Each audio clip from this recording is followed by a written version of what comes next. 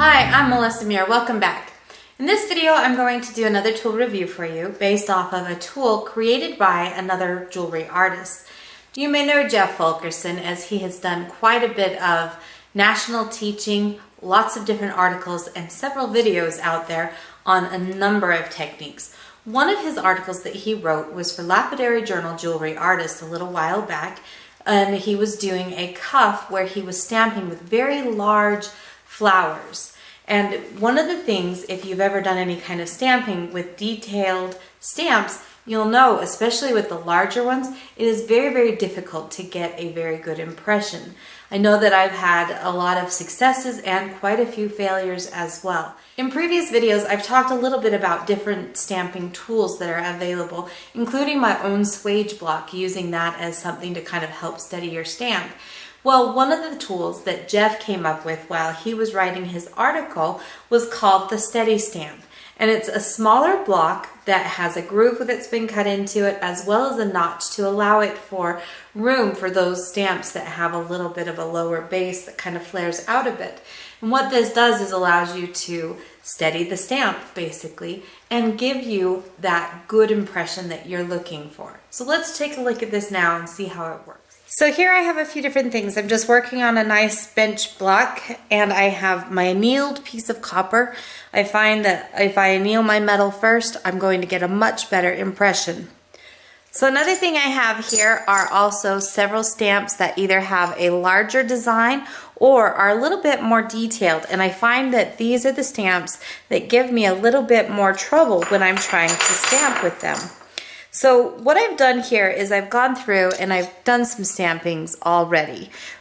And each one of them I've done without the steady stamp and one with the steady stamp. And you will definitely see, and I'm not sure if it shows up too well here on the video, but there is definitely a difference. Now, another thing that I've had a friend show me before, so this stamp has just kind of like a little design at the bottom of it, and I find that I have a very difficult time getting a good impression.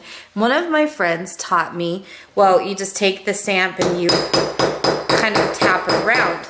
However, when I do that, and I didn't do it very hard, so I don't have a very good impression. However, I'm not very good with this particular method. I end up getting a lot of ghosting where my stamp actually moves and I reset the stamp again, and I just don't get that good of an impression. So if I take my stamp, and typically I will rest it so that the face of the stamp is on my metal, and then I position my hand so that I can hold everything steady and flat. However, sometimes my hand sticks up a little bit, and you know, if you're not paying attention, you get that wayward blow. I have a greater chance or probability of smacking a finger or a knuckle or a hand or something like that. So just to show you really quickly, I take the time just to kind of steady this here, get that face really on to my metal. I like to give one heavy blow, and in this case I did not do too badly. However, I can see here on the right side is a little bit deeper than here on the left. So the way that I would do this with the steady stamp is I would position my stamp where I want it, hold it into place, and then I would bring the steady stamp block into place, and you'll see here that now my hand is actually very clear of any of the hitting surface. This is also small enough that you can see that it fits very easily within my hand, makes it nice and easy to hold. Everything is stable, very well supported. I don't feel like anything is rocking.